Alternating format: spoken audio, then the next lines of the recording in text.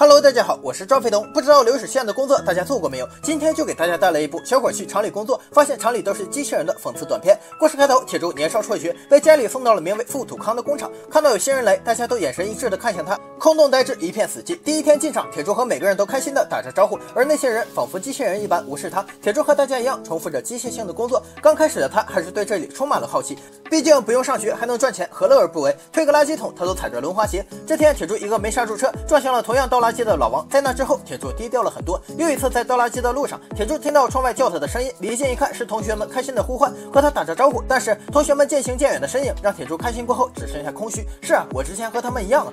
这次之后，铁柱不再每天没心没肺，而是变得呆滞而又绝望。再次倒垃圾的时候，铁柱看向窗外，哦，秋天了已经，叶子都落下来了。他的人生会不会和眼前的垃圾场一样，尽是废墟呢？倒不尽的垃圾，做不完的工作。突然，铁柱听到窗外的谈话，是他最好的两个哥们儿，他们依旧在招手让铁柱出来玩。铁柱眼里充满了光，再一回头看了看流水线上没日没夜工作的人们，铁柱知道这是两种生活。他开始狂奔，他要逃离这里。故事的最后，铁柱和他的小伙伴们逃出了这座牢笼。其实我知道很多人去流水线上班是迫于无奈，但是请记住，只要你有着对生活的美好向往，就尽量不要安于现状，因为那里是真的会给你上锁的。等你发现的时候想走，就会发现自己已经变成机器人了。看完的你有什么感想呢？我是张飞头，请关注，请留言比心。